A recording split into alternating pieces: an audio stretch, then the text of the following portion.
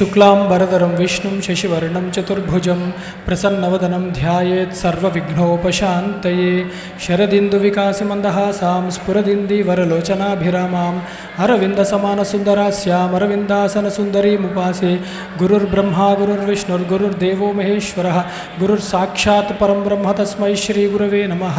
श्रुतिस्मृतिपुराणानामालयं करुणालयं नमामि भगवत्पादं शङ्करं लोकशङ्करं सदाशिवसमारम्भां शङ्कराचार्यमध्यमाम् अस्मदाचार्यपर्यन्तां वन्दे गुरुपरम्परां। भारतीकरुणापात्रं भारतीपदभूषणं भारतीपदमारूढं भारतीतीर्थमाश्रये विद्याविनयसम्पन्नं वीतरागं विवेकिनं वन्दे वेदान्ततत्त्वज्ञं विधुशेखरभारतीं। सच्चिदानन्दरूपाय कृष्णाय क्लिष्टकर्मणे नमो वेदान्तवेद्याय गुरवे बुद्धिसाक्षिणे महभ्यो गुरुभ्यो नमः। श्रीराम जय जय राम श्रीराम जय जय राम श्रीराम जय जय राम। नमः शंकराय नमः शंकराय नमः शंकराय। शारदे पाहि मां शंकर रक्ष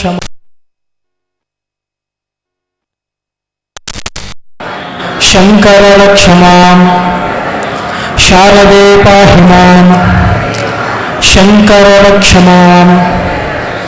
हरि ओम। श्री गणेश शारदा गुरुभ्यो नमः। శారదా చంద్రమౌళీశ్వరుల అనుగ్రహంతో శృంగేరి జగద్గురుల యొక్క అనుగ్రహంతో ఇవాళ విష్ణు సహస్రనామాన్ని అలాగే ముందే విజ్ఞప్తి, ఇవాళ కొన్ని చెప్పుకున్న తర్వాత వచ్చే నెలలో మళ్ళీ ఏ తారీఖులు అన్నది మఠం వాళ్ళు చెప్తూ ఉంటారు. అందుకని ఇవాళ కొన్ని సాధ్యంత వరకు చెప్పుకునే ప్రయత్నం చేద్దాం. నిన్నటి రోజున చక్కటి సర్వశర్వ శివస్థాణు అని చెప్పి ఆ నామాలు అన్నీ చూసాము. అద్భుతమైన యజుర్వేదాంతర్గతమైన శివశబ్దం, ఆ పంచాక్షరి శబ్దమే మనం చక్కగా ఆ నామాన్ని స్మరించే ఒక గొప్ప భాగ్యం నిన్న లభించింది. ఈ విష్ణు సహస్రనామంలో కూడా శివకేశవుల అభేదాన్నే మనం చూస్తూ ఉంటాము.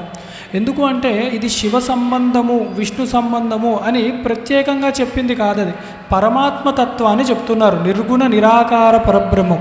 అందుకే ఇవాల్టి రోజున కూడా కొన్ని నామాలు చూస్తాము, మనకు బాగా తెలిసిన నామాలు అవి శివకు సంబంధమై ఉంటాయి. కానీ అక్కడ శివుడు విష్ణువు కూడా కాదు, ఈ రెండింటికి అతీతమైన ఆది శ్రీ మహావిష్ణువు గురించి మాట్లాడుతున్నారు. అంటే ఇక్కడ ప్రకృతంలో కృష్ణ పరమాత్మ, ఆయనే త్రిమూర్త్యాత్మకుడు, త్రిగుణాతీతుడు, ఆయన గురించే మనం మాట్లాడుతాం. ఈ సహస్రనామాలు మనకి తెలుసు, సహస్రనామాలు విన్నంత మాత్రాన సర్వ దుఃఖములు కూడా హరిస్తవి, అలాగే జ్ఞానము లభిస్తుంది. నిన్నటి రోజులు చూసాం ఎంత జ్ఞాన సమ్మతమైన మాటలు ఉన్నాయి దీంట్లో. తత్వమసి మహావాక్యాన్ని అందజేశాడు భీష్మాచార్యుల వారు. మరి తర్వాత ఏమిటి అంటే తత్వమసి గురించి చెప్పారు, చెప్పి ఇప్పుడు దాని ఐక్యము ఎలాగూ చేశాము, ఇప్పుడు దాన్ని విడివిడిగా భగవంతుడి యొక్క విభూతులన్నీ ఎక్కడెక్కడ ఎంత బాగా చూడొచ్చు. అంటే సృష్టి స్థితి లయకారకుడు ఈశ్వరుడు అంటే అవి ఎన్ని విధాలుగా ఎన్ని గుణములుగా ఎన్ని అవతారాల్లో చూపెట్టారో అవన్నీ మిగతా నామాల్లో చక్కగా మనం చూస్తూ ఉంటామన్నమాట. అలాగే ఇవాల్టికి స్వయంభూ శంభురాదిత్య పుష్కరాక్షో మహాస్వన అనాది నిధనోధాత విధాత ధాతురుత్తమ. ఈ నామాల గుర్తుని చూద్దాం. స్వయంభూ అదే అన్నాం. స్వయంభూ అంటే అందరికీ తెలిసిందే, స్వయంభూలింగాలు స్వయంభూ క్షేత్రాలు ఇవన్నీ మాట్లాడుతూ ఉంటారు. అంటే స్వయముగా తన మాయతో తానే ప్రకటితమైన వాడు పరమాత్మ. అలాగ మనం ఆయన్ని స్వయంభూ అని చెప్తున్నాం అన్నమాట. స్వయమేవ భవతీతి అంటే స్వయముగా తానే ఉద్భవించాడు.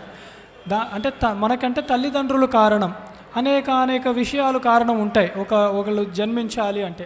కానీ అలా లేదు. స్వయంభూ అంటే తన ఇచ్ఛతో స్వేచ్ఛతో తను ఉద్భవించాడు. ఇంకా చెప్పాలంటే ప్రకటమయ్యాడని చెప్పాలి. అంటే దృశ్య ప్రపంచంలో మన ఇంద్రియాలకి గోచరమయ్యాడు, అంతే, ఎప్పుడూ ఉన్నవాడే, ప్రకటితమవుతున్నాడు. అందుకు స్వయంభూ. అలాగే సర్వేషాముపరి భవతి స్వయం భవతీతి, అందరికన్నా పై స్థాయిలో ఉన్నవాడు పురుషోత్తముడు, నిన్న చూసాం. అలాగే అందరికన్నా ఉత్తముడు, పుట్టాడు కదా మనలాంటి వాడే, మనలో ఒకడే అనుకుంటామేమో, కాదు. ఉపరితీతి, అందరికన్నా పైన ఉన్నవాడే. ఎక్కడ పుట్టినా ఎప్పుడు పుట్టినా తాను ధర్మరక్షకుడుగా ఈశ్వరుడుగానే పుట్టాడు తప్ప ఏదో పనులు చేసుకుంటూ ఇటు అటు తిరగడానికి అలా చేయలేదు. ఎందుకంటే తను పుట్టాడంటేనే ధర్మరక్షణార్థం. అందుకని తాను ఎప్పుడు కూడా ఈశ్వరుడే. అలాగే స ఏష స్వయం భవతి అని స్వమాయయా భవతి, తన మాయనే అధీనంలో ఉంచుకుంటూ స్వతంత్రముగా తను ఉద్భవించి ఉన్నాడు. స్వతంత్రత అంటే ఎవరు కంపల్షన్ అంటారు కదా, మీరు రావాలి అవసరం లేదు. ఆ కోరిక భక్తి పండినప్పుడు తాను ఉద్భవిస్తాడు, తాను నిర్ణయించుకోవాలి. మీరు ఇప్పుడు రావాలి, మీరు ఇట్లా రావాలి, ఆయన రాడు. అలాగా తన ఇష్టం, అది ఎక్కడి నుంచి వస్తాడు ఏమిటి అని. భక్తికి మాత్రము లొంగుతాడు పరమాత్మ. ఆ భక్తుడు ఎవడు అంటే ప్రహ్లాదుడులాగా ఉండాలన్నమాట. అప్పుడు చెప్తారు ఎక్కడి నుంచి రమ్మన్నా అక్కడి నుంచి వస్తాడు పరమాత్మ.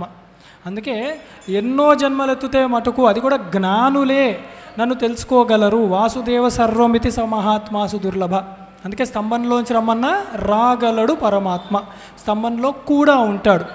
ఇక్కడే అర్థమవుతుంది విగ్రహంలో దేవుడు ఉంటాడా. అగో ప్రహ్లాద చరిత్ర చూస్తే స్తంభంలో కూడా ఉంటాడు. అలా వచ్చిన వాడే పరమాత్మ మనం చెప్పగలగాలన్నమాట. అందుకు స్వయంభూ ఆయన.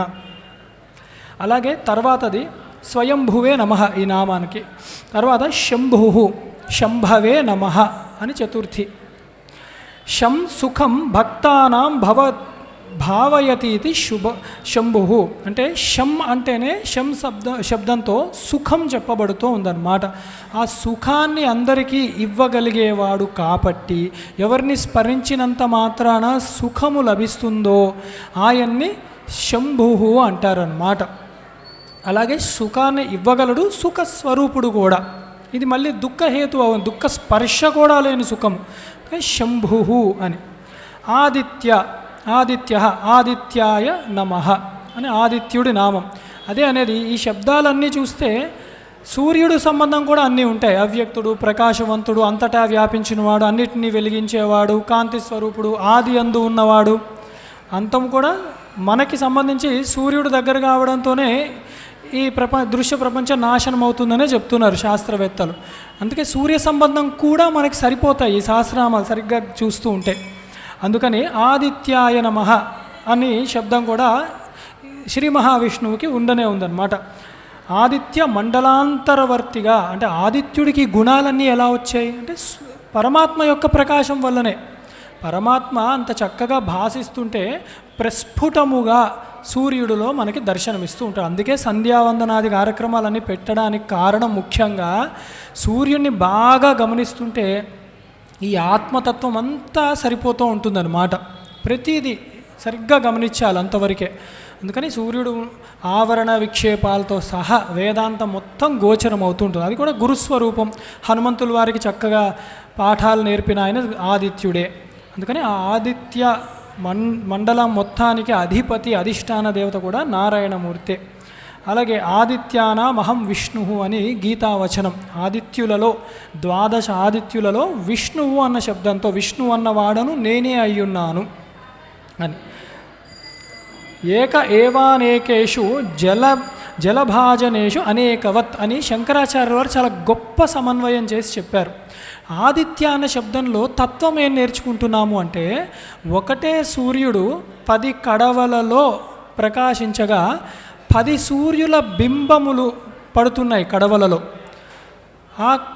ఆ సూర్యుడి యొక్క కాంతి వల్ల ఈ కుండలలోంచి కూడా ప్రకాశం బయటికి వస్తుంది, వెచ్చతనము రావచ్చు. అంటే ఆ లక్షణాలు కుండలో ఉన్న నీటికి పట్టుకుంటున్నాయి. అట్లాగే ఒకటే పరమాత్మ ఈ కుండ అన్న ఉపాధులు ఇవన్నీ ఈ ఉపాధులన్న కుండలో ప్రకాశించగా ప్రతిబింబుడై ఆ జ్యోతిస్వరూపుడైన జీవుడు.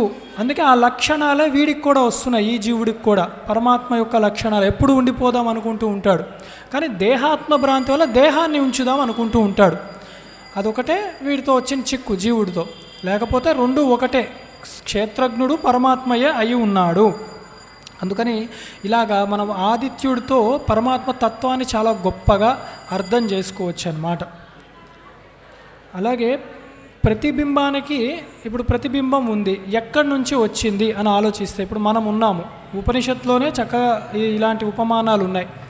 ఎలా ఉంటుందంటే మనం ఇప్పుడు ఒక అద్దం దగ్గరికి వెళ్ళాం, అప్పటి వరకు ఆ అద్దంలో ప్రతిబింబం లేదు మనది, మనం వెళ్ళగా మన ప్రతిబింబం దానిలో వస్తుంది. ఎక్కడి నుంచి వచ్చిందని చెప్పాలి? అద్దంలో సృష్టించబడిందా? కాదు. మరి ఎట్లా అంటే మనలోంచే ఆ ప్రతిబింబం వచ్చింది, అంతే కదా. ఇప్పుడు మన ఫోటోని చూసుకుని పొగిడినా, మన ఫోటోని చూసి తిట్టినా నన్నెందుకు తిడుతున్నావు అంటాం మనం.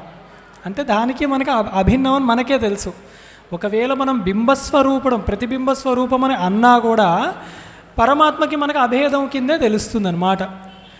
తర్వాత మనము పక్కకు వచ్చేసాం ఆ అద్దం నుంచి, ఆ బింబం ఏమైంది? మాయమైపోతుంది అద్దంలో. అంటే ఏమైంది? ఎక్కడి నుంచి వచ్చిందో దానిలోకే లయం అయిపోతుంది. లయము అంటే అదేమి భయంకరమైనది గుర్తు తెచ్చుకోకర్లే, లీనం అవ్వడమే లయము. ఉత్పత్తి స్థానంలో కారణములో కార్యము లయం అవుతుంది.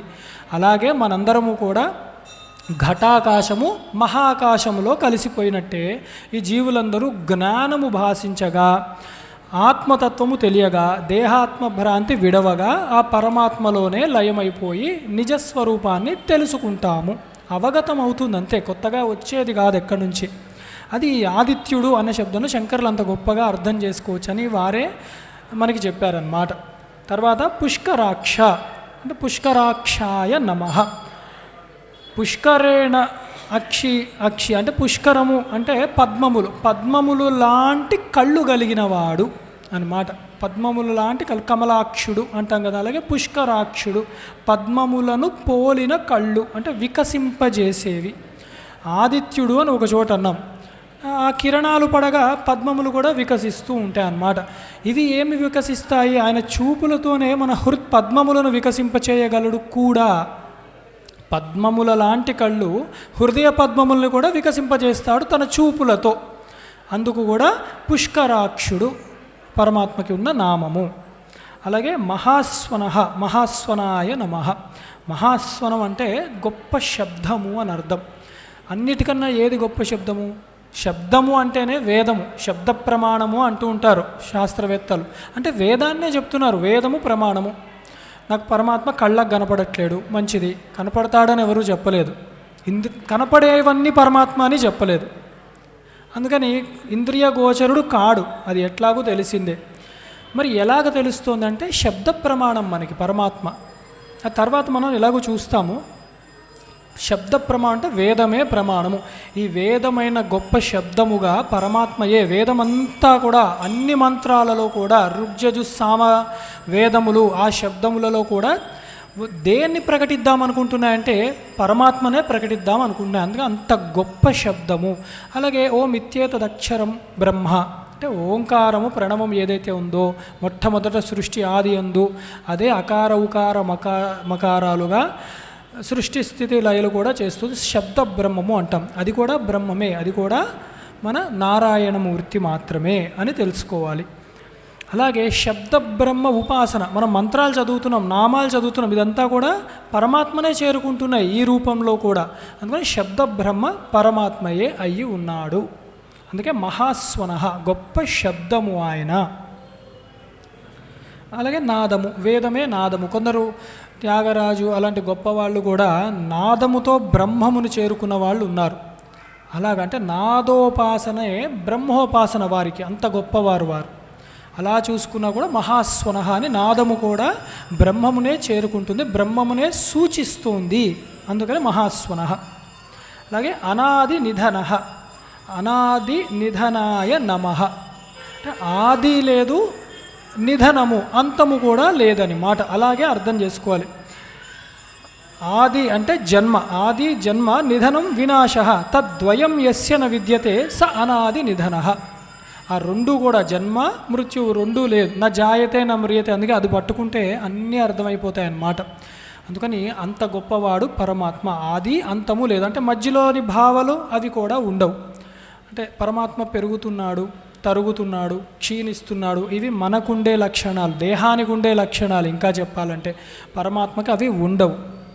అందుకే జాతవానివ దేహవానివ అని, శరీరం ఉన్నవాని వలె పుట్టినవాని వలె ఆయన కనపడుతున్నాడు అని చెప్తారన్నమాట.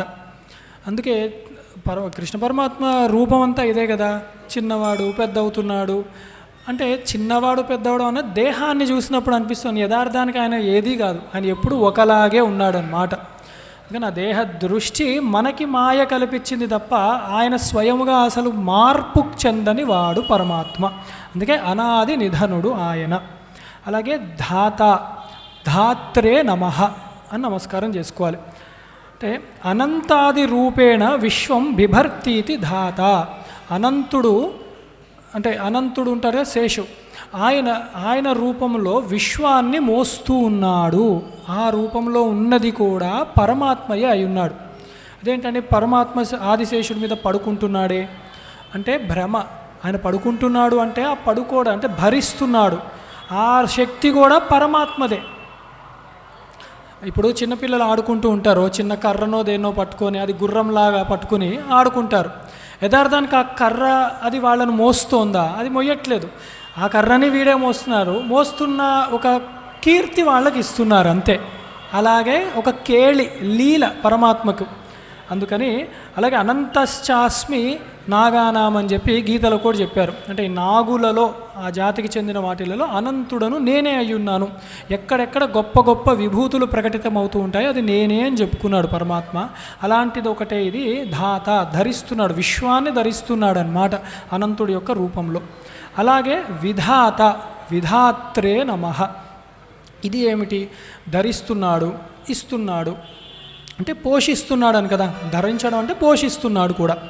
మరి ఇదేమిటి? ఎలా పోషిస్తున్నాడు అంటే విశేషముగా పోషిస్తున్నాడు ఆయన. విధాత, విశేషముగా పోషిస్తున్నాడు. ఏమిటా విశేషము అంటే కర్మణాం తత్ఫలానాం చ విధాత. కర్మలను దానికి తగ్గట్టే ఎవరిని మొయ్యాలో అలా మోస్తున్నాడు ఆయన. సృష్టిని చేస్తున్నాడు. ఎలా చేస్తున్నాడు? గుణకర్మ విభాగశః. ఆయనకి ఇష్టం వచ్చినట్టు ఇలా విడిచిపెట్టలేదు. అందుకే మన సిద్ధాంతం, మన సనాతన ధర్మంలో ఒక క్లారిటీ అన్నది ఉంటుంది. దేవుడు అనాదిగా ఉన్నాయి, పూర్వజన్మలు ఉన్నాయి, తర్వాత ఉత్తర జన్మలు వస్తాయి దేహభ్రాంతి ఉన్నంత వరకు అని చెప్తాం మనం.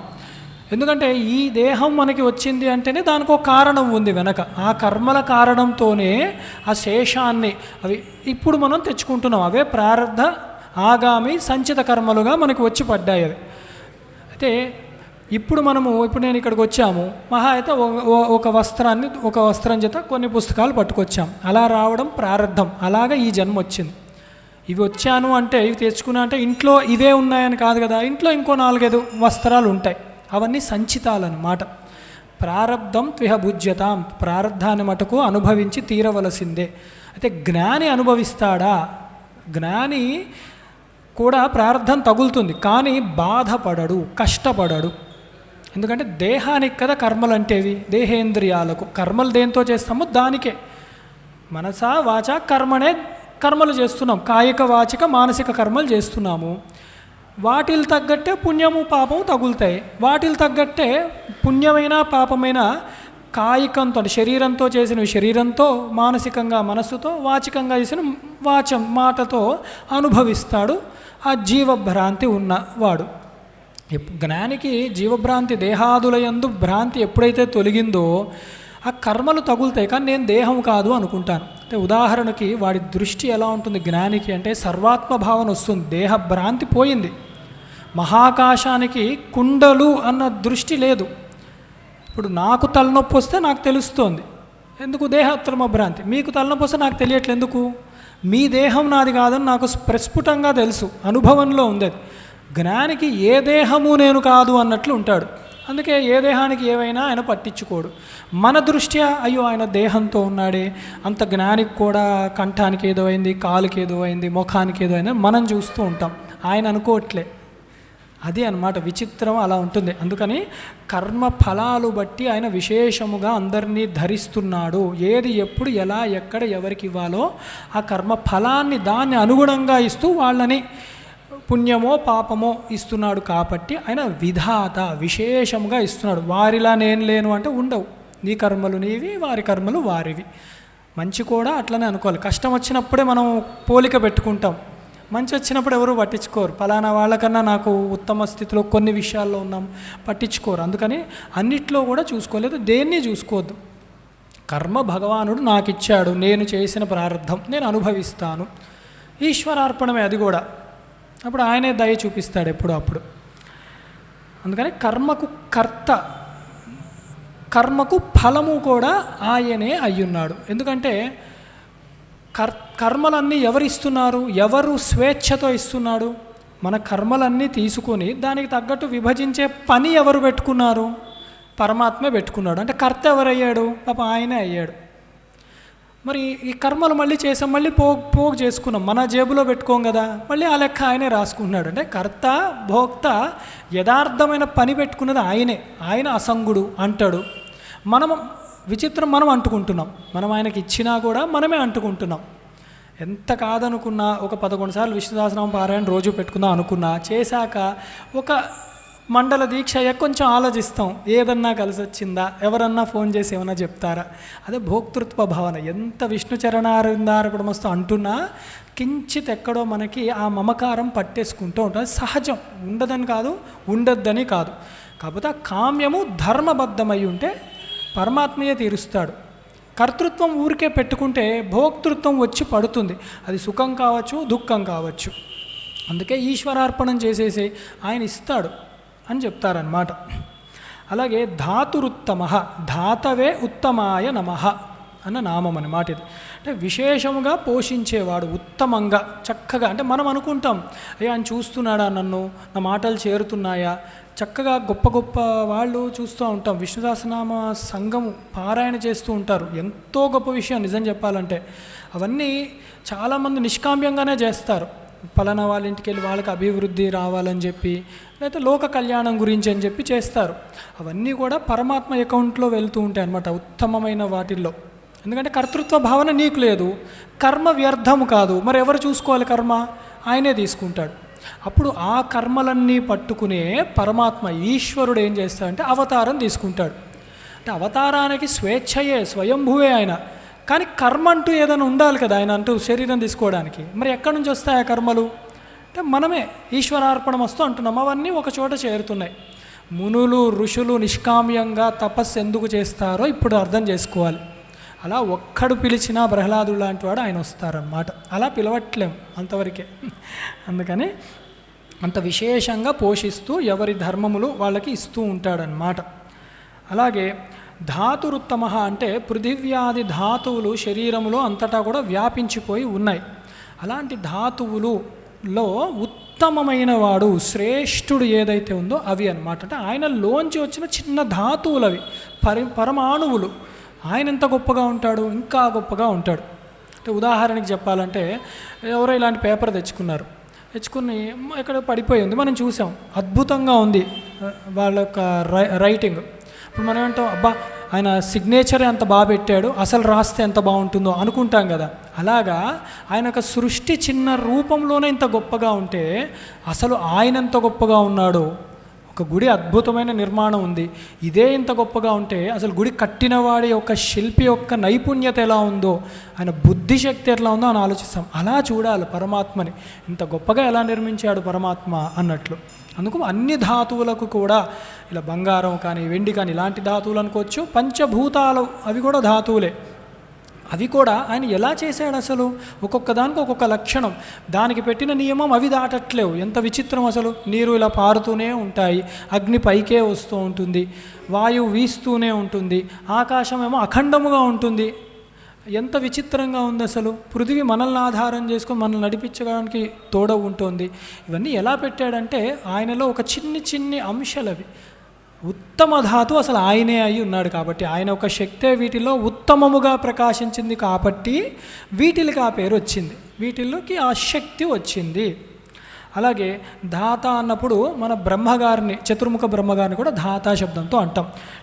ఇక్కడ ధాతురుత్తమ అంటే ఈ బ్రహ్మగారి కన్నా ఉత్తమమైన వాడు. అంటే బ్రహ్మగారు సృష్టికర్తకి కన్నా పైన వాడు ఆయన నారాయణుడు. అలాగే దాత అంటే కూడా పుట్టినవి. ఇప్పుడు ఆయన పుడతాడు, ఆయన కూడా జన్మ తీసుకుంటాడు. స్వయంభూ నుంచే ప్రారంభించాం కదా ఇవాళ, ఎట్లాగూ పుట్టాడు అని చెప్పి మనలా ఉంటాడా అంటే మనకంటే కర్మశేషాలు ఉన్నాయి, పుట్టినవాడికి మరణము తప్పదు, బాధలు తప్పవు, సుఖములు దుఃఖములు రెండు కలిపే వస్తాయి, భూమిలో ఉంటాయి, ఇలాంటివన్నీ జనరల్గా చెప్తూ ఉంటారు.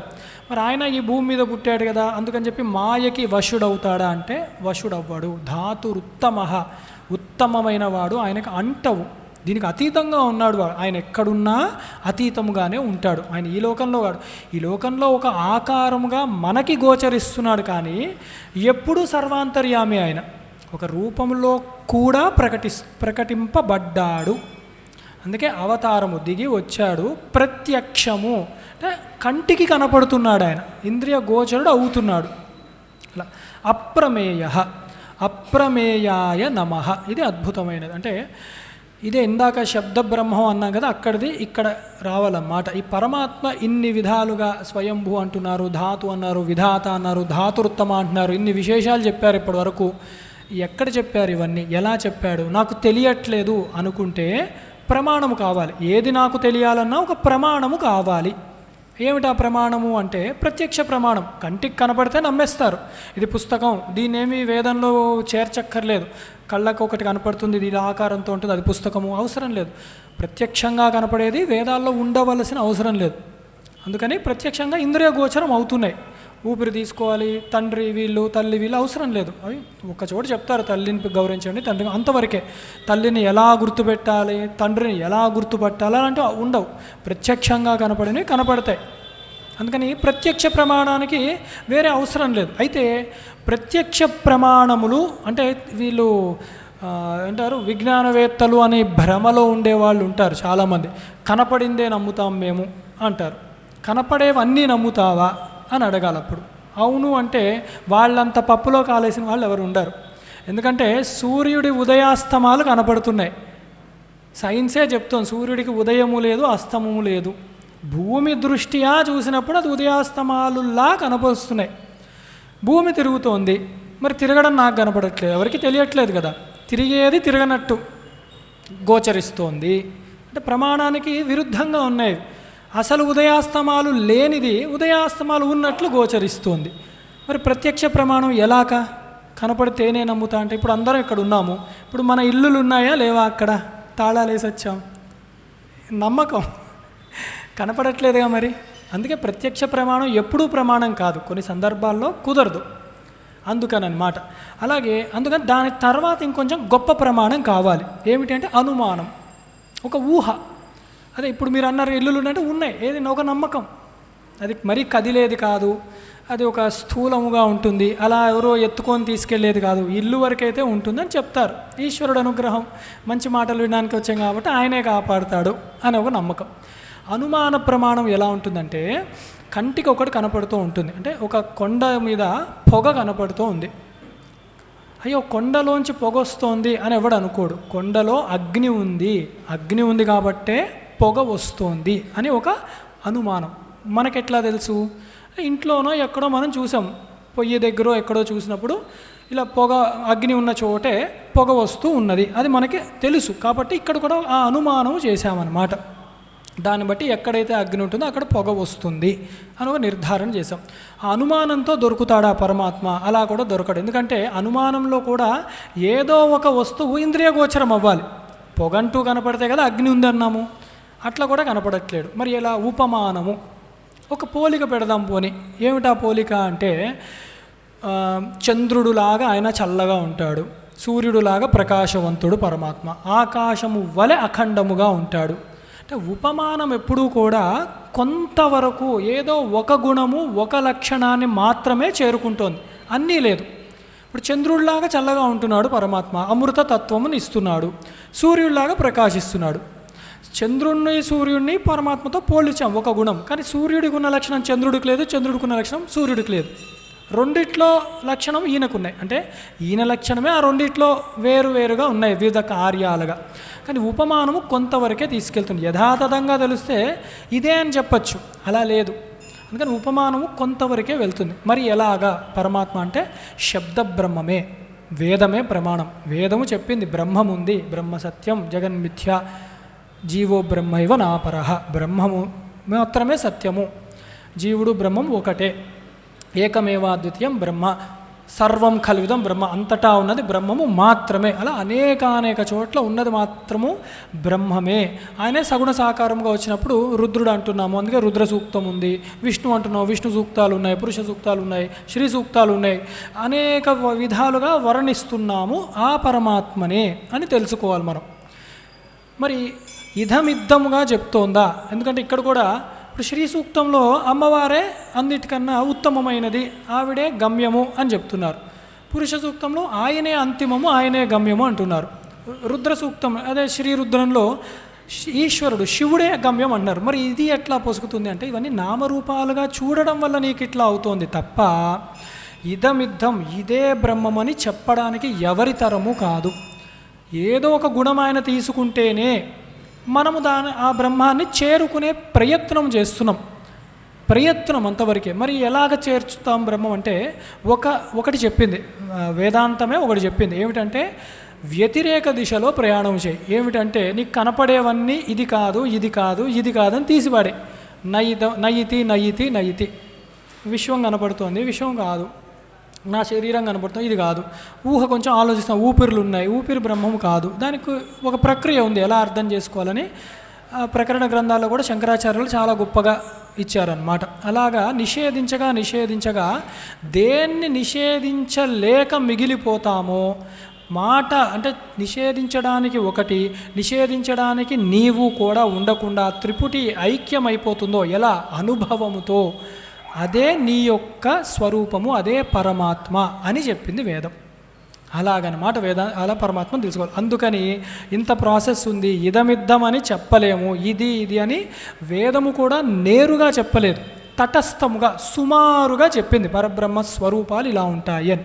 అందుకని అప్రమేయుడు అదే అనమాట. అప్రమేయ శబ్దానికి మనం ఇన్ని చెప్పుకోవాల్సి వచ్చింది. శంకరులు అంత బాగా ఇచ్చారు. అంటే ప్రమాణములకు అందనివాడు. తర్వాత హృషీకేశాయ నమః.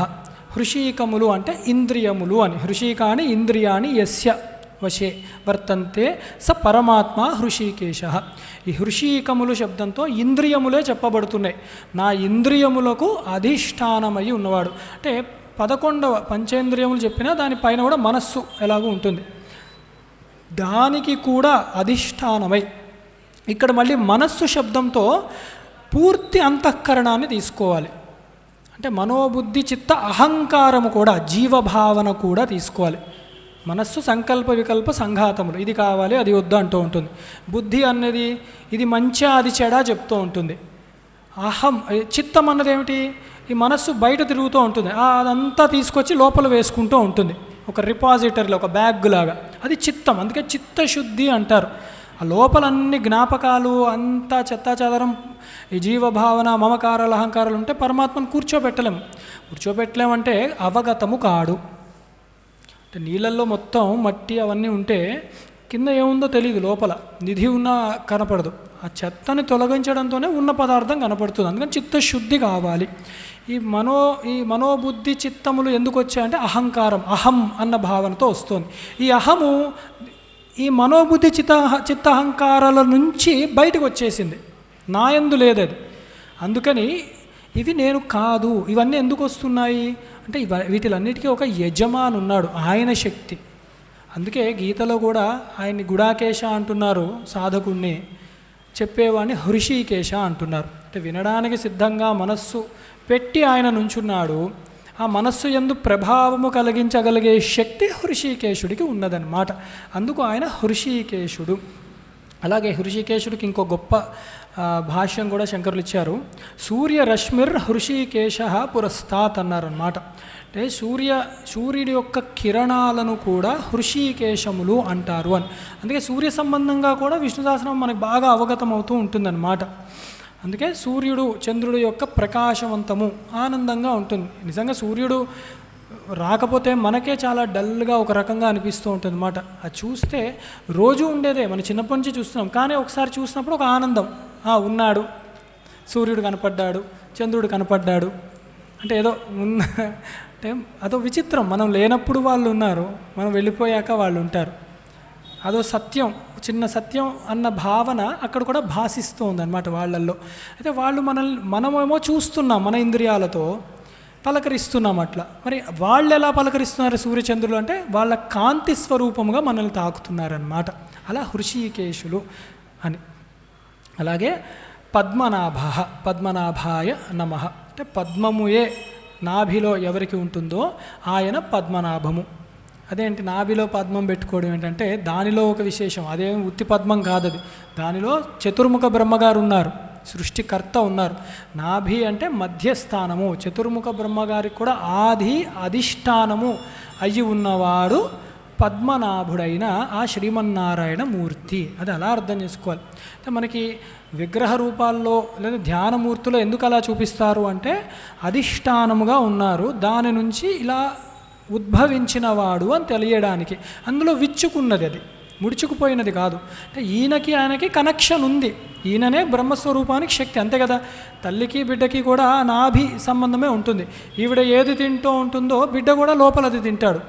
ఇది బహిర్ముఖంగా చూపెట్టినప్పుడు ఈయనలోని శక్తే బ్రహ్మగారి నుంచి జ్ఞానముగా వేదముగా వ్యక్తమవుతూ ఉన్నది. ఆయన కొత్తగా ఆయన ఇండిపెండెంట్ కాదు, ఆయనేమి పరమాత్మయే అధిష్టానం. అందుకే లలితాదేవిని కూడా చూపెట్టినప్పుడు శివపర్యంకముతో ఉంటుంది. అంటే శివుడు ఎప్పుడూ అధిష్టానముగా ఉంటారు, జగన్మాత వ్యక్తమయ్యే స్వరూపిణిగా ఉంటుంది అనమాట. అక్కడ అలా చూపిస్తూ ఉంటారనమాట. అలాగే నాభి పద్మనాభుడు ఆయన అంటే సృష్టికి చేసేవాడికి కూడా సృష్టికర్త, ఆది సృష్టికర్త అని తెలుసుకోవచ్చు. అమర ప్రభువు, అమర ప్రభవే నమః అని. అమరులు అంటే అమరాణాం ప్రభువు అంటే అమరులు ఎవరు అంటే మరణము లేని వాళ్ళు. ఎవరు మరణం లేని వాళ్ళు? ఎవరు? జ్ఞానులు అనుకోవచ్చు, దోషం ఏమీ లేదు. యథార్థానికి జ్ఞానులే అనుకోవాలి, జ్ఞానులు మాత్రమే మరణం లేనివాడు. కానీ ఇక్కడ బ్రహ్మగారు చెప్పారు కదా, ఆ తర్వాత ఎవరు వస్తారంటే దేవతలు, ఇంద్రాది దేవతలు. అంటే వారు నిజానికి అమరులా అంటే మనతో పోల్చుకుంటే సాపేక్షముగా అమరులు వాళ్ళు. అంతవరకే, వారికి సమయం అయిపోయినప్పుడు తీసుకెళ్ళిపోతారు. అందుకని అది వారికి కూడా కాల పరిమితి ఉంది, ఎక్కువ ఉంది, మనతో పోలిస్తే సుఖము ఎక్కువగా ఉంది. అంతవరకే అర్థం చేసుకోవాలి. సాపేక్షముగా వాడిన యొక్క శబ్దము అమరులు. వారికి కూడా ప్రభువు పరమాత్మయే అయ్యి ఉన్నాడు. ఈ ప్రభు శబ్దం చెప్పాం కదా, మన వేదములో మన స్వామికి వాడే ఒక శబ్దం అనమాట. వేరే వాళ్ళు దొంగలించడం వల్ల ఆ ప్రభు అంటేనే మనకు ఎవరో గుర్తొస్తూ ఉంటారు. అలా కాకుండా మన ప్రభువు అమర ప్రభువు పరమాత్మయే అయ్యున్నాడు, నారాయణుడే అని తెలుసుకోవాలి మనం. అలాగే విశ్వకర్మ అంటే విశ్వకర్మణే నమః. విశ్వకర్మ రూపంలో అంటే విశ్వాన్ని సృష్టించిన వాడిని విశ్వకర్మ. మనకు అందరూ తెలుసు, విశ్వకర్మ విగ్రహాలు కూడా చూస్తారు. నారాయణమూర్తి అన్నమాట ఆ విశ్వానికి కూడా ఆ కార్యము చేసిన వాడు, అంత చక్కగా నిర్మించిన వాడు ఎవరు అంటే పరమాత్మయే అయ్యున్నాడు. భిన్నముగా ఇంకెవరు లేరు. విశ్వముగా భాషించింది ఆయన. ఎంత విచిత్రం చూడండి, విశ్వాన్ని సృష్టించింది ఆయన, అది కదలట్లేదని చైతన్యంగా దానిలో దూరి అది కదిలేలాగా చేసిన చక్కగా పని చేసిన వాడు కూడా ఆయనే అయ్యున్నాడు. అందుకని విశ్వకర్మ నామముతో పరమాత్మనే చెప్తున్నాడు. ఇక్కడ విశ్వ అన్నదానికి శంకరులు ఎంత గొప్పగా రాశారంటే వి శబ్దంతో విచిత్ర నిర్మాణము, విచిత్రంగా. ఇప్పుడు ఒక అగ్నిని నేను చేతిలో పట్టుకోలేను, అలాంటిది ఒక దారువు, ఒక చెక్కలో, ఒక వృక్షంలో అగ్ని ఉంటుంది. అందుకే కదా 2 రాపిడి చేస్తే అగ్ని వస్తుంది, 2 రాళ్లలో అగ్ని ఉంది, కొడితే అగ్ని వస్తుంది. ఎక్కడి నుంచి వస్తుంది? అలా పంచభూతాలన్నీ తత్వాన్ని అంత విచిత్రంగా దాచి ఉన్నాడు. అంతా పంచభౌతికమే, ఏది ఎంత కావాలో అంతే ఉంచుతున్నాడు. మన శరీరంలో కూడా వేడి అగ్ని వైశ్వానరుడిగా ఉన్నాడు, మనకు వేడి కూడా ఉంటుంది. అది కొంచెం ఎక్కువైతే జ్వరం అంటారు, కొంచెం తక్కువైతే కళ్ళు తిరిగి మనమే పడతాం. ఎంత విచిత్రం, అలా ఎలా ఉండాలో అలాగే ఉంటున్నాడు. అలాగే నీటి తత్వం కూడా ఎక్కువైపోయిందంటే ఒక చోట కూర్చోలేము, తక్కువైందంటే కళ్ళు తిరిగి పడతారు, మళ్ళీ వీళ్ళు బయటికి చెమట్ల కింద వచ్చేస్తాం. అట్లా ఎంత విచిత్రంగా నిర్మాణం చేశాడు. కొండలుగా, రప్పలుగా, ఎన్ని జీవులు, ఎన్ని రంగులు, ఎన్ని వర్ణాలు. నిజంగా ప్రకృతిని అందంగా చూస్తే చాలా గొప్పగా ఉంటుంది. ఇలా ఎలా నిర్మించాడు అనిపిస్తుంది అన్నమాట. అందుకని ఆయన విచిత్ర నిర్మాణం చేశాడు. స్వశక్తితో స్వయముగా ఆయన శక్తితోనే, అంటే ఏమీ అప్పు తెచ్చుకోలేదు. మామూలుగా మనం ఏదైనా చేయాలంటే కొన్ని వందల మంది దానికి సహాయపడాలి. ఒక చిన్న నిర్మాణం చేయాలంటే కట్టేవాడు, డబ్బులు ఇచ్చేవాడు, దానికి ఆలోచించేవాడు, మధ్యలో చెడగొట్టేవాడు, పడగొట్టేవాడు, వేరేవేవో చేసేవాడు, ఎంతోమంది ఉంటారు. మళ్ళీ ఇవన్నీ ఇంత కష్టపడి చేస్తే పాపం ఎవరో వచ్చి ఓపెన్ చేయాలి రిబ్బన్ కటింగ్, లేకపోతే పాపం వాడు హర్ట్ అయిపోతాడు. వాడేమో గురువు కాదు, పుణ్యాత్ముడు కాదు. తప్పదు, అలా తయారవుతోందన్నమాట. కానీ అట్లా కాదు పరమాత్మ. అంత విచిత్రంగా నిర్మాణం చేసింది స్వమాయయ, స్వశక్తితో, ఆయన యొక్క శక్తితోనే చక్కగా నిర్మాణం చేశాడు. ఆయన శక్తితో నిర్మాణం చేశాడు కాబట్టే అంత అందముగా ఉంటుంది విశ్వము. అందుకే మనకు ఆ కోరిక ఉంటుంది, విశ్వములో ఉండాలంటారు. చాలామంది చూడండి, కష్టపడి ఇల్లు కట్టుకుంటాం, అవునా? సొంత ఇల్లు కావాలి, సొంత ఇల్లు, ఎన్నో కళలు ఉంటాయి ప్రతి ఒక్కరికి, చక్కగా కట్టుకుంటారు. 2 రోజులు ఎక్కడికి కదలకుండా ఇంట్లో కూర్చొని అంటే, అబ్బో 2 రోజులు అయిపోయింది, ఈ కదలట్లేము, బయటికి తిరిగి వస్తా అంటాడు. నువ్వు కట్టుకున్న ఇంట్లో ఎందుకు ఉండలేకపోతున్నాము? అలా ఉంటుంది. అంటే బయటనే వెళ్ళిపోవాలని లాగుతూ ఉంటాయి మనస్సు, ఇంద్రియాలన్నీ కూడా. ఎందుకంటే అక్కడ కూడా పరమాత్మ శక్తి, అది కూడా, అందుకని అది లాగేస్తుంది. అది పరమాత్మ శక్తి అనుకున్నవాడు చెడకుండా ఉంటాడు. పరమాత్మ శక్తి కాదు, అనుభవించాలి, నేనేదో తెచ్చుకోవాలని తిరిగేవాడు అలా తిరుగుతూనే ఉంటాడనమాట. అక్కడ అది భేదం, ఆ దృష్టిలో మార్పు వస్తూ ఉంటుంది. కానీ చక్కగా విచిత్రంగా రూపాన్ని నిర్మించి తన శక్తితోనే పరమాత్మ ఇవన్నీ నిర్మాణం చేసి ఉన్నాడు. అలాగే మనుహు అంటే మనవే నమః. ఇక్కడ మననాత్ మనుహు అన్నారు. అంటే మనసే, మననం చేసుకోవడం మనువు అని ఒక అర్థం, చక్కటి అర్థము. అలాగే నాణ్యతోస్తి మంతాహ అని, అలాగే మంత్రోవా, మంత్రరూపముగా కూడా పరమాత్మయే ఉన్నాడు. మనం మననం చేస్తున్నాము, అది సిద్ధిస్తుంది అంటే ముందే శబ్దం నుంచే వచ్చాము మనం. శబ్ద బ్రహ్మ ప్రమాణం ఏంటి? శబ్దమే. మళ్ళీ శబ్ద బ్రహ్మ, తెలిసినా తెలియపోయినా శబ్ద బ్రహ్మమే. అది మననము చేస్తే మాత్రమే మనకి సిద్ధిస్తూ ఉంటుంది. ఏ విషయమైనా కూడా విన్నది విడిచిపెడితే రాదు, మననము చెయ్యాలి. మనన త్రాయతే ఇది మంత్ర, మననము చేస్తేనే తరింపజేస్తోంది అది. అలాగే ప్రతి సాధనలో కూడా చూడండి, మనం ఇప్పుడు ఇది ఉంటుంది మన జ్ఞాన సాధనలో, శ్రవణం మననం నిధిధ్యాసనం. మననం చేయకపోతే నిధిధ్యాసనకి చేరలేడు. ఎంతసేపు వింటూనే ఉంటుంటే మననం ఎప్పుడు చేస్తావు? అందుకని మనుస్వరూపం, ఆ మననము చేసే యోగ్యం కూడా పరమాత్మ యొక్క అనుగ్రహంతోనే రావాలన్నమాట. మనస్సు ఆయన ముందే పడాలి. అందుకు ఆయన మంత్రరూపంగా ఉన్నాడు. అలాగే మనుహు అన్నవాడు కూడా ప్రజాపతులలో ఒకడు. ఆ సృష్టి తర్వాత ప్రజాపతులు వాళ్ళు కూడా సృష్టించాడు కాబట్టి ఆ క్రమము కూడా వస్తుంది. చూడండి, ఋషి పద్మనాభుడు అన్నప్పుడు నారాయణుడు కనపడుతున్నాడు, తర్వాత బ్రహ్మగారు, తర్వాత ప్రజాపతులు, విశ్వకర్మ విశ్వాన్ని సృష్టించిన వాడు, తర్వాత మనువు, తర్వాత ఆ పరంపర కూడా మనకి చక్కగా తెలుస్తోందన్నమాట. అవి కూడా మనకి ఇక్కడే అవగతం అవుతూ ఉన్నాయన్నమాట. అలాగే త్వష్ట తర్వాత నామం త్వష్ట్రే నమః. ఆ త్వష్ట అన్న ప్రజాపతి ఒక ఆయన ఉన్నారు. అంటే చెప్పాను కదా, ఆక్రమమే నడుస్తోంది. ఆ దేవతల రూపంలో ప్రతి దాంట్లో కూడా పరమాత్మయే అయ్యున్నాడు అని. అంటే త్వష్ట అన్న నామానికి అర్థం ఏమిటి అంటే, సర్వప్రాణులను సంహారము చేసి తగ్గించేవాడిని త్వష్ట అంటారన్నమాట.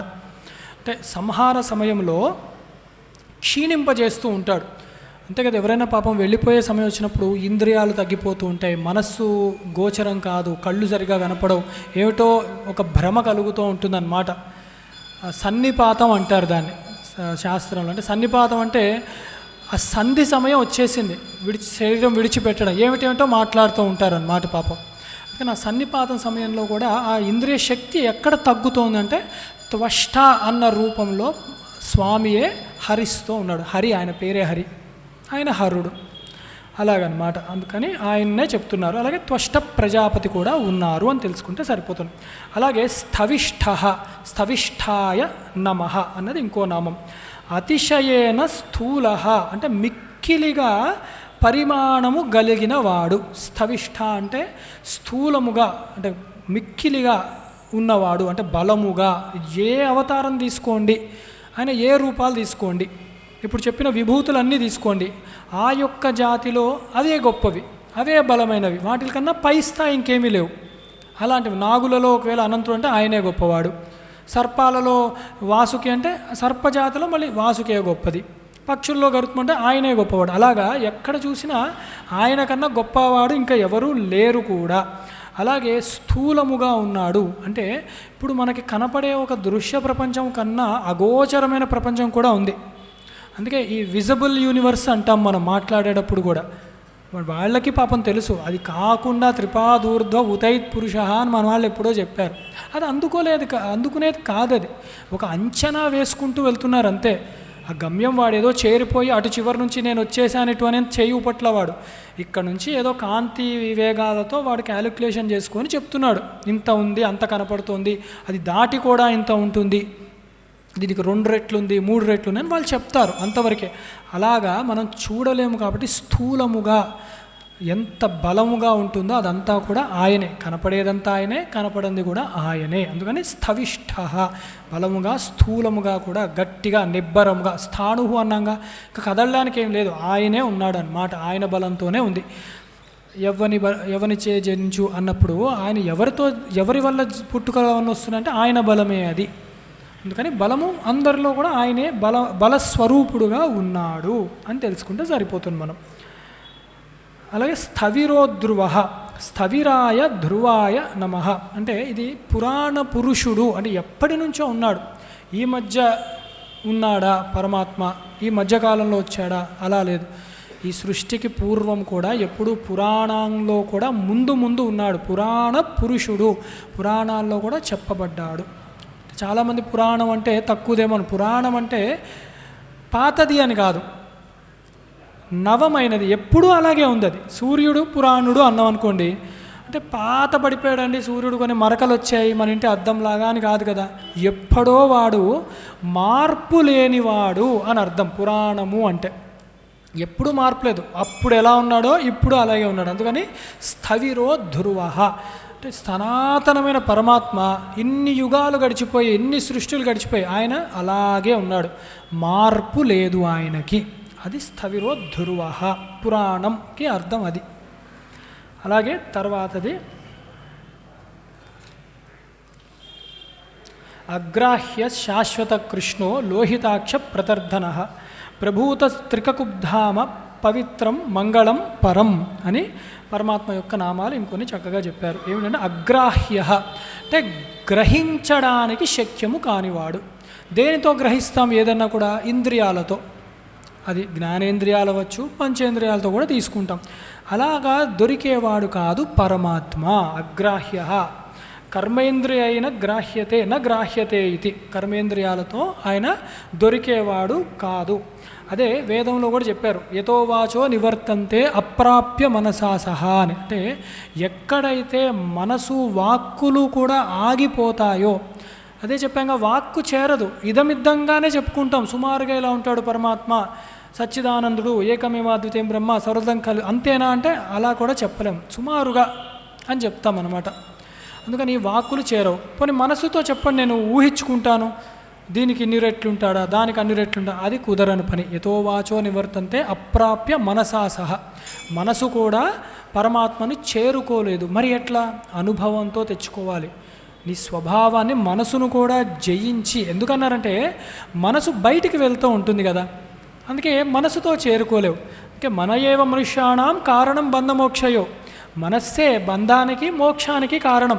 ఏం చేయాలి? మనసుని బయటికి కాకుండా లోపలికి తిప్పాలి. దాన్ని లోపలికి తిప్పినప్పుడు సహజముగా పరమాత్మలో ఇందాక చెప్పినట్టు మన ప్రతిబింబమే అద్దంలో మనం పక్కకు వస్తే ఆ ప్రతిబింబం మనలో లయమైపోయింది.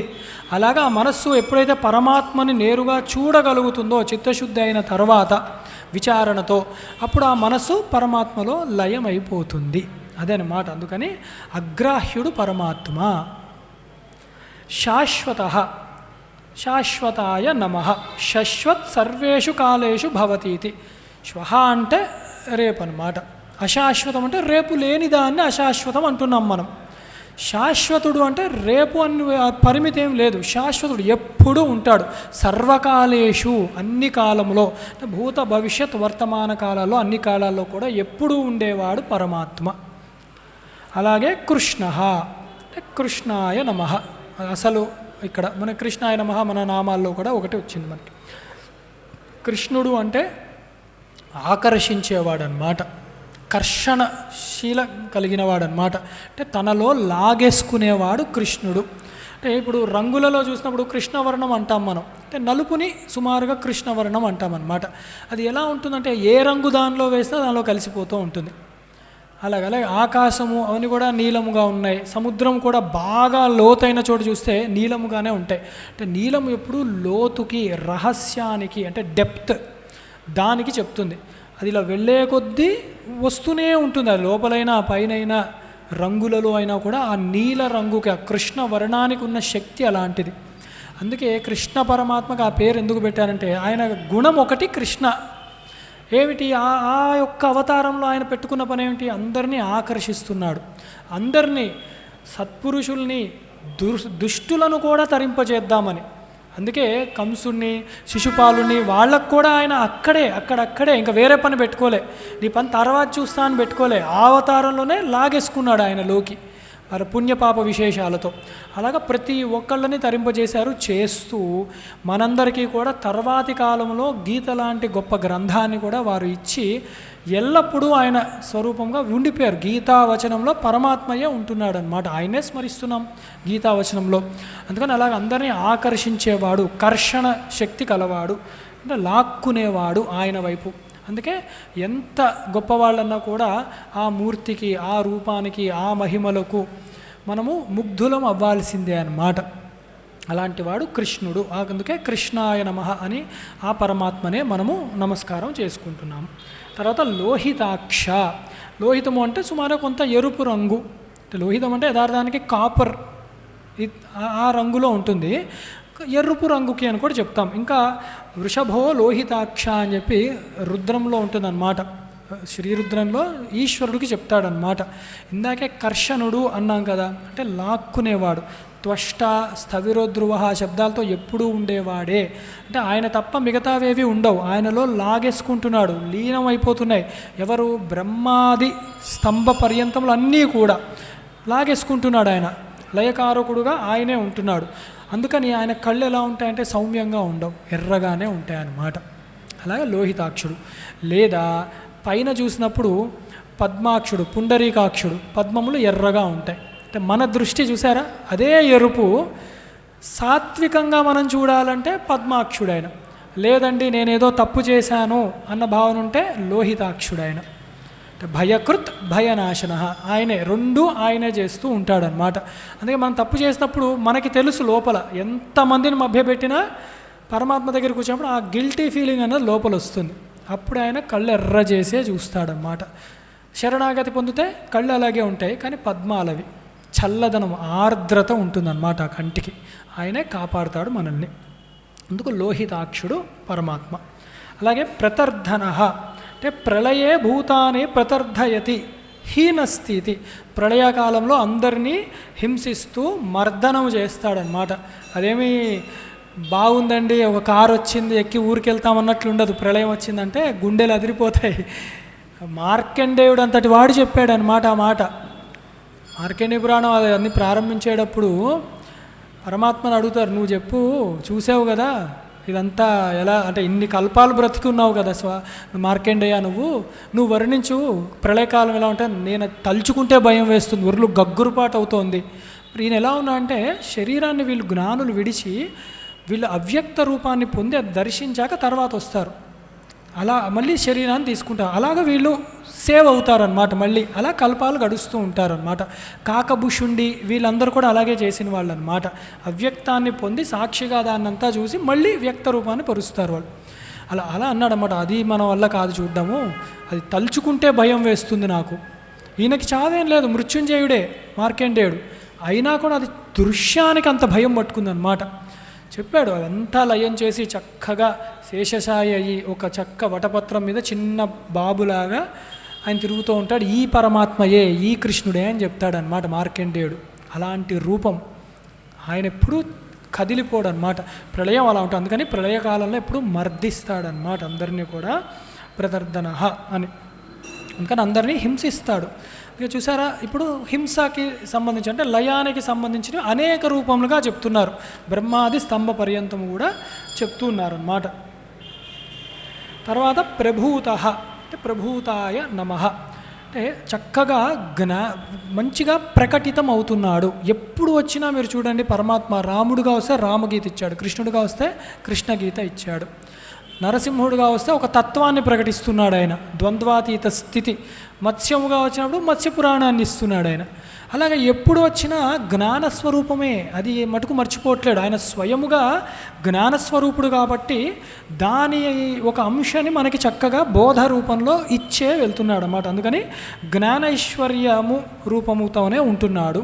చక్కటి గుణములతో, ఉత్తమమైన గుణాలతో ప్రకాశిస్తున్నాడు. ప్రభూత, చక్కగా ప్రకటితమవుతున్నాడు, చక్కగా సంభవించాడు ఆయన, జ్ఞానమూర్తే ఆయన. అలాగే త్రికకుబ్ధామ, ఇప్పుడు జ్ఞానేశ్వర్యము అన్నప్పుడు జ్ఞానమూర్తి గుర్తుపెట్టుకున్నాం. త్రికకుబ్ధామ అంటే 3 లోకాలను, 3 దిక్కులకు వ్యాపించిపోయి ఉంటున్నాడు. ఊర్ధ్వము, అధోముఖము, మధ్యము కూడా 3 మూర్తులుగా వ్యాపించిపోయి ఉన్నాడన్నప్పుడే మనకి త్రివిక్రముడు గుర్తొస్తాడు. జ్ఞానమూర్తే, వామనుడు జ్ఞానమూర్తి, పరమజ్ఞానం, బ్రహ్మచారి, బ్రహ్మము యందే చరించేవాడు, బ్రహ్మమై చరించినవాడు. అందుకే అజ్ఞానాన్ని, అహంకారాన్ని వెంటనే మటుమాయం చేశాడనమాట. వచ్చి చక్కగా ధర్మాన్ని కూడా చక్కదిద్దాడనమాట. అలాగే అంతటా వ్యాపించిపోయి ఉన్న జ్ఞానమూర్తి, వామనమూర్తిని కూడా ఇక్కడ మనం గుర్తు తెచ్చుకోవచ్చు. నహి జ్ఞానేన సదృశం పవిత్రం అని కూడా తర్వాత, అంటే ఈ జ్ఞానమే చక్కటి పవిత్రమైనది. అందుకే తర్వాత నామము పవిత్రం మనకి. ప్రభూత త్రికకుబ్ధామ పవిత్రం మంగళం పరం అని వస్తుంది. ఈ జ్ఞానం అన్నదే పవిత్రం, జ్ఞానము కన్నా పవిత్రమైనది ఏదీ లేదు అని గీతావచనము. కానీ ఆ జ్ఞానం కన్నా అంటే జ్ఞానుల కన్నా కూడా పవిత్రమైనది ఏదీ లేదు. అందుకని ఆ జ్ఞానమే పవిత్రమైనది. పవిత్రం అంటే పునీతుల్ని చేసేది, అది పవిత్రమైంది. దాని దగ్గరకు వెళ్ళిన వాళ్ళని కూడా పవిత్రులను చేస్తూ ఉంటుందన్నమాట. అందుకే మనం కూడా మొట్టమొదటే పుండరీకాక్ష శబ్దం దగ్గర మొదలెట్టాం కొంచెం ఇవాళ. అపవిత్ర పవిత్రో సర్వావస్థాంగతోపివా యస్మరేత్ పుండరీకాక్షం స బాహ్యాభ్యాంతర శుచి అంటాం. ఆ స్మరణ వల్ల మాత్రమే, ఎవరి స్మరణ వల్ల మాత్రమే పునీతులవుతారో అది ఆ పరమాత్మయే పవిత్ర స్వరూపుడుగా. ఎస్య స్మరణ మాత్రేణ జన్మ సంసార బంధనాత్, అది ఆ పరమాత్మయే అయి ఉన్నాడు. అలాగే మంగళం పరం, అది మంగళము, శుభము, శివము అయి ఉన్నది. చక్కగా మంగళాయ పరస్మై నమః. ఇది కలిపి ఒకటే మాట అన్నమాట. మంగళం పరం అంటే మంగళం పరం కాబట్టి మంగళాయ పరస్మై నమః అని చదువుకోవాలి. అశుభాని నిరాచష్టే తనోతి శుభ సంతతిం అని మనము ఎప్పుడూ కూడా చదువుతూ ఉంటాం అన్నమాట. వేదం వాళ్ళు వచ్చిన వాళ్ళు స్మృతి మాత్రేణ యత్పుంసాం బ్రహ్మ తన్మంగళం విదుహు అని. అన్ని అశుభాలు అవన్నీ కూడా తొలగాలి మనకి. అశుభాన్ని నిరాచష్టే తనోదు శుభ సంతతిం, ఎవరిని తలుచుకున్నగా, ఎవరి యొక్క స్మరణ వల్ల అన్ని మంగళంలో జరుగుతాయి. స్మృతి మాత్రేణ యత్పుంసాం, స్మృతి గుర్తు తెచ్చుకుంటేనే అంట, స్మరణ కూడా కాదు, గుర్తు తెచ్చుకుంటేనే. లోపల నారాయణ అనుకుంటే చాలన్నమాట. స్మృతి మాత్రేణ యత్ పుంసాం బ్రహ్మ తన్మంగళం విదుహు, ఆ ప్రతి మనుషులు కూడా తరింపజేస్తారు. అలాంటి మంగళస్వరూపుడు పరమాత్మయే అయి ఉన్నాడు. అలాగే మంగళం అన్నప్పుడు కూడా శివమద్వైతం చతుర్థం మన్యంతే అని ఆ శివశబ్దం మంగళానికే చెప్పబడింది అన్నమాట. అందుకని ఎప్పుడు పరమాత్మ మంగళుడు. ఎందుకు అంటే మనం అయ్యో లయకారుడు, లీనం చేస్తాడు, మర్దనం చేస్తున్నాడు, హింసిస్తున్నాడు, ఇవన్నీ గుర్తుపెట్టుకుంటామేమో. పవిత్రుడు ఆయనలోకి వెళ్తే మంచి, ఇప్పుడు గుడి ప్రాంగణంకి వస్తే ఎంత శుభంగా ఉంది. ఆయన శుభుడు, శుభాంగుడు. ఆయనలోకి వెళ్తే మనము పవిత్రులమవుతాం. ఆయన ఎందుకు లయం చేస్తున్నాడు అంటే మన అజ్ఞానాన్ని లయం చేసి మన జ్ఞానాన్ని ఇస్తున్నాడు, మనం పవిత్రులు అవ్వడానికి. ఆయన ఎప్పుడు పవిత్రుడే. మొదటే చెప్పుకున్నాం, ఆయన కొత్తగా వచ్చే కీర్తి అవసరమే లేదన్నమాట. ఎవరు ఆయనకు సర్టిఫికేట్ ఇవ్వక్కర్లే. మీకు తెలుసా కృష్ణుడు అంతా ఎంత గొప్పవాడో? ఎవ్వడూ చెప్పక్కర్లే, ఆయన గొప్పవాడే. అందుకని పవిత్రులం అవుతాం. లయం అవుతున్నాము అంటే కూడా జ్ఞానము ద్వారా లయం అవుతే మనం పవిత్రులమే అవుతున్నాము, మంగళస్వరూపులమే అవుతున్నాము అని. ఈయన ఎవరు అంటే మళ్ళీ తర్వాత నామాలో ఈశాన ప్రాణద ప్రాణో జ్యేష్ఠ శ్రేష్ఠ ప్రజాపతి హిరణ్యగర్భో భూగర్భో మాధవో మధుసూదన అని అద్భుతమైన నామాల యొక్క గుంపు. ఇది కూడా ఈశాన అన్నప్పుడు మళ్ళీ ఈశ్వరుడే, శాసన శీలము కలిగినవాడు, నియామకుడు, అన్నిటినీ నియంతృత్వం కలిగినవాడు, అది ఈ పరమాత్మయ్య అన్నాడు. అలాగే మన దిక్కులలో ఈశాన్యం ఒకటి ఉంటుంది, అది కూడా శివుణ్ణి చెప్తాం. అభేద దృష్టి ఈశానుడితో ఇక్కడ నారాయణుడినే చెప్తున్నారన్నమాట. అందుకే అక్కడే పూజా మందిరాలు కూడా పెట్టుకుంటాం. ఈశాన్య దిక్కులో ఏది పెట్టాం, పూజా మందిరం మటుకు పెడతాం. ఎందుకు? స్వతహాగా పరమాత్మ అక్కడ ప్రకటితం అవుతూ ఉంటాడు. అందుకని అక్కడ ఆలంబనంగా మనం విగ్రహాలు పెట్టుకుంటున్నాం. అక్కడ మేము తీసుకెళ్ళి ఏదైనా పెడితే నమస్కారం పెట్టుకోవాలి వాళ్ళకి, అంతే. అందుకని ఈశానుడు అంటే అక్కడ శివుడి కింద నారాయణుడి కింద కూడా ఆ పరమాత్మయే ఉన్నాడు, ఈశ్వరుడే అయ్యి ఉన్నాడనమాట. ఈశాన సర్వ విద్యానాం అని, ఈశాన సర్వ విద్యానాం ఈశ్వర సర్వభూతానాం బ్రహ్మాధిపతి బ్రహ్మణోధిపతి బ్రహ్మ శివోమే అస్తు సదాశివోం అని సదాశివుడు జ్ఞానమూర్తిగా చెప్పినప్పుడు కూడా ఈశానుడే అయ్యి ఉన్నాడు. సర్వ విద్యలకు అంటే దక్షిణామూర్తి ఆ ఈశ్వరుడే అయ్యి ఉన్నాడు. అది నారాయణుడే మనకి ఇక్కడ ప్రకృతంలో. అలాగే ప్రాణదహ, ఏమిటి ఆయన మంగళము, ఏమిటి నియంత్రిస్తున్నాడు అంటే బయటనేనా అంటే నీ ప్రాణదహ, ప్రాణ రూపంలో కూడా ఆయన చక్కగా నియంత్రిస్తూ ఉన్నాడు. ఎక్కడో అవసరం లేదు, అయ్యో ఎక్కడి నుంచి ఎక్కడ చేస్తున్నాడండి, నేను ప్రపంచం అంతా ఆయన ఎక్కడెక్కడ చేస్తున్నాడు వెనక్కి వెళ్ళి చూస్తా, ఇదే ప్రపంచం. దేహో దేవాలయ ప్రోక్తో జీవో దేవ సనాతన ఇక్కడ చూసుకుంటే సరిపోతుందన్నమాట. కానీ ఇక్కడే చూస్తే చక్కగా ఆయన ప్రాణదహ అంటే ప్రాణాలను ఇచ్చేవాడు. ప్రాణాన్ దదాతి చేష్టితాని, ప్రాణములను ఇచ్చాడు ప్రాణశక్తిలో, అంటే శరీరం ఇచ్చాడు, ప్రాణం ఇవ్వలే. ఏం చేస్తారు డాక్టర్లు అప్పుడు తీసి అని తిరిగేసి కొట్టి కొట్టి ఆ ఊపిరి అందేలా చేస్తారనమాట. ఊపిరి అందించి, ఎందుకంటే ప్రాణం పరమాత్మయే వ్యక్తం అవ్వాలి. అందుకు ఆ ప్రాణ రూపంలో పరమాత్మయే రావాలి, లేకపోతే శరీరం నిలబడదు. ప్రాణ రూపంలో పరమాత్మయే ఉన్నాడు. అలాగే ప్రాణాన్ కాలత్వం యతి ఖండయతీతి ప్రాణదహ అంటే కాలము అయిపోయాక ఆ ప్రాణాన్ని ఖండించేది కూడా ఆయనే. వాయు రూపంలో ప్రాణం సంచరిస్తూ ఉంటుంది. గతవతి వాయో దేహాపాయే శంకరులే చెప్పారు. అందుకని ఆ ప్రాణ రూపంలో ఎంతవరకు ఉండాలో కాలస్వరూపుడుగా ఆయనే నియంత్రిస్తూ ఉన్నాడు, ఈశ్వరుడు కాబట్టి ఆయనే సంచరిస్తున్నాడు. ఆయనకి ఎప్పుడు వెళ్ళాలో తెలిసిపోతుంది అనమాట. అందుకే ప్రాణములని ఉద్రేకానికి గురవ్వకుండా ఎందుకు చెప్తారు, ఈశ్వరుడు ప్రాణములను లెక్క పెట్టుకుంటూ ఉంటాడు. ఊపిరులని కోపము కామము ఎక్కువ వచ్చినప్పుడు అవి ఎక్కువ ఊపిరి వస్తాయి, ఊపిరులు లెక్కలు అయిపోతూ ఉంటాయి. మనం ప్రాణాయామాలు చేసుకుంటూ మనస్సుని చక్కగా అదుపులో పెట్టుకొని మననము చేసుకుంటూ ఉన్నప్పుడు అవి కుదుట పడుతూ ఉంటాయి. మనకి చేత కావట్లేదని అందుకే నిద్ర అన్న వ్యవస్థ పెట్టి అక్కడన్నా ప్రాణాలను తగ్గిస్తూ ఉన్నాడు చక్కగా ప్రాణవాయువుల్ని. అలాగన్నా సగమన్నా వీడు బ్రతుకుతాడు, నేనన్నా బ్రతికిస్తానని అంత గొప్పగా ప్రాణస్వరూపుడే ఆ ఈశ్వరుడే కాపాడుతున్నాడు అన్నమాట మనకి. అందుకే ఆ ప్రాణాలే ఇంకా జాగ్రత్తగా ఉండి ఎంతవరకు అవసరమైతే శరీరం నిలబడుతుందో దాన్నే గాఢ నిద్ర, దాన్నే సుషుప్తి అంటారు. అందుకే మనం వాచిల్లో వాటిల్లో ట్రాక్ చేస్తుంది సౌండ్ స్లీప్ అని చెప్పి. అది ఏం చేస్తోంది, అదంతా చక్కగా ఉపశమనం, ఆలోచనలు లేకుండా కదలికలు లేకుండా ఊపిరిలు ఎక్కువ తీసుకోకుండా ఉద్రేకానికి గురి కాకుండా ఎంతసేపు పడుకుంటున్నాడో చూపిస్తుంది. చాలా తక్కువ ఉంటుంది అది యథార్థానికి సుషుప్తి అవస్థ. అందుకే ప్రాణస్వరూపంగా ఆయనే ఉన్నాడు. అలాగే తర్వాత ప్రాణః, ఇప్పుడు ప్రాణదహ ప్రాణములు ఇస్తున్నాడు, ప్రాణములు తీస్తున్నాడు, దాన్ని నియంత్రిస్తున్నాడు. ప్రాణః ప్రాణ రూపంలో, ముఖ్య ప్రాణ రూపంలో ఉన్నది ఒకటే ప్రాణము. ఒకటే ప్రాణము పలు విధాలుగా సంచరిస్తూ పలు కార్యాలు చేస్తోంది కాబట్టి పంచవాయువులు పంచప్రాణాలు అంటున్నారు. అంతే, ప్రాణ అపాన వ్యాన ఉదాన సమానములు.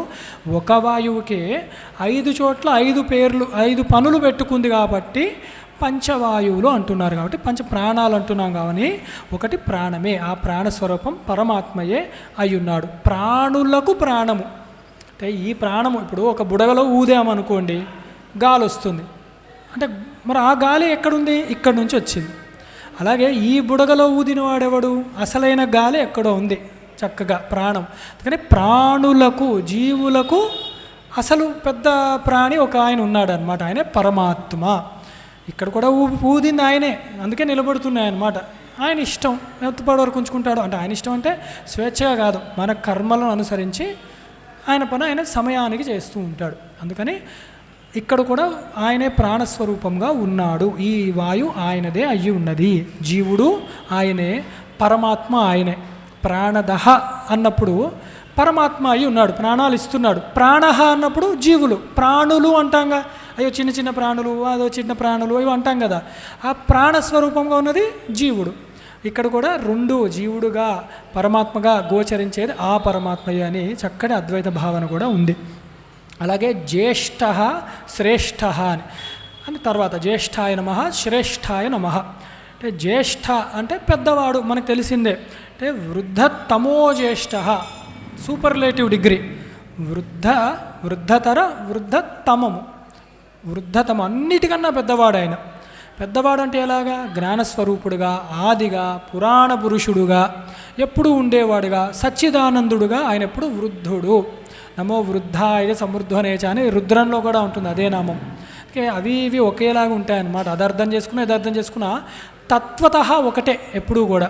అందుకని అన్నిటికన్నా పెద్దవాడు, అన్నిట్లో పెద్దది కూడా పరమాత్మయే అయి ఉన్నాడు. శ్రేష్ఠ, పెద్దవాడు అంటే ఇంటికి పెద్దవాడు అంటే రెండు ఉన్నాయి. ఇప్పుడు వయోవృద్ధులు ఉంటారు, జ్ఞానవృద్ధులు ఉంటారు. ఎవరు గొప్పవాళ్ళు అంటే వయోవృద్ధులు పూజనీయులే, కానీ జ్ఞానవృద్ధులతో పోల్చినప్పుడు జ్ఞానానికే పెద్దపీట వేస్తూ ఉంటాం. అప్పుడు వయసు చూడం మనం, జ్ఞానంలో వృద్ధుడు, అందుకని శ్రేష్ఠుడు. జ్ఞానస్వరూపము కాబట్టి పరమాత్మ ఇప్పుడు శ్రేష్ఠత్వమే చెప్పబడుతుందన్నమాట. అందుకని అలాగే ఇప్పుడు ప్రాణశబ్దముల నుంచి వచ్చాము కాబట్టి ప్రాణమే జ్యేష్ఠము, ప్రాణమే శ్రేష్టము. అంటే ప్రాణస్వరూపముగా మొట్టమొదట అదే కావాలి మనకి. 10 మంది జనాలు ఎక్కువ గుమ్ముగూడారు అనుకోండి, అయ్యి బాబాయ్ నాకు ఊపిరి అందట్లేదని ఉరుకుతాం. అందుకని అదే జ్యేష్టము ఎక్కువ కావాల్సింది. శ్రేష్టము, ప్రాణం సరిగ్గా నిలబడితే వీడు సరిగ్గా ఉన్నాడు. అదేగా డాక్టర్లు కూడా చెప్తాం, ఊపిరి తీసుకుంటున్నాడు ఇప్పుడు అంటే బాగున్నాడు. అలా చూసుకున్నా, అన్వయం చేసుకున్నా కూడా జ్యేష్టము శ్రేష్టమైనది ప్రాణరూపంలో పరమాత్మయే అయ్యి ఉన్నాడు అని చక్కగా తెలుస్తుంది మనకి. తర్వాత ప్రజాపతి అని, ప్రజాపతి అన్నప్పుడు ప్రజలందరికీ పతి. అంటే సృష్టి క్రమంలో కూడా కర్మ మార్గము వచ్చింది, జ్ఞాన మార్గము వచ్చింది. లోకేస్మిన్ ద్వివిధానిష్టా పురా ప్రోక్తమయానగా అని చెప్పి ముందు నుంచి ఎప్పుడు అదే ఉంది. ఏమిటంటే జ్ఞాన మార్గేణ సాంఖ్యానం, కర్మ బట్టి యోగులకి కర్మ మార్గం ఇచ్చాడనమాట. అయితే ఈ కర్మ మార్గంలో ఎలా వచ్చింది అంటే, కర్మ మొట్టమొదట పరమాత్మ సృష్టించింది జ్ఞానమే, జ్ఞానస్వరూపంగా జ్ఞానమే వచ్చింది. అప్పుడు సనక సనందనాదులు వీళ్ళందరూ వచ్చారు. వాళ్ళు సంసారం చేయాలి, ప్రత్యుత్పత్తి చేయాలంటే మా వల్ల కాదు, మాకు అసలు ఆ ధ్యాసే లేదు అన్నారు. అందుకని తర్వాత కూడా అదే సమయంలో వేరే సృష్టి కూడా జరిగింది. అక్కడ ప్రజాపతులు వీళ్ళందరూ వచ్చారు, వారికి వేదాన్ని అందజేశారన్నమాట. అంటే జ్ఞానయోగేన సాంఖ్యానం, కర్మయోగేన యోగిన అన్నమాట. జ్ఞాన మార్గం వల్ల జ్ఞానమే ఇచ్చారు, సాంఖ్యయోగము సమ్యక్ జ్ఞానము. కర్మము మార్గంలో ఉన్న వాళ్ళకి కర్మ మార్గం, కర్మాన్ని యోగముగా చేసుకోవాలి. అప్పుడు ప్రజాపతులు ఆ సృష్టి క్రమం మొత్తం వచ్చిందనమాట. ప్రజాపతులు అంటే మరి వారికి ఆ సామర్థ్యం ఎలా వచ్చింది? వారు చేయగలరా? కాదు, అది కూడా వారి పరమాత్మ యొక్క శక్తే ప్రజాపతులలో ప్రవేశింపబెట్టాడు. తర్వాత పునరుత్పత్తి చేయగలిగారు. అంటే ఎవరికి వాళ్ళు సృష్టికర్తలే. ప్రజాపతులు కూడా తర్వాత సృష్టి కొనసాగించారు. ఈ సృష్టికి మూలం ఎవరంటే పరమాత్మయే. దీనికి వీళ్ళకి శక్తి ఎలా వచ్చిందంటే పరమాత్మయే అయి ఉన్నాడు. అందుకే వీళ్ళు సృష్టి చేస్తే ఏమీ కదలిక రాలేదు, కానీ అనుప్రావిశత్ ఆయన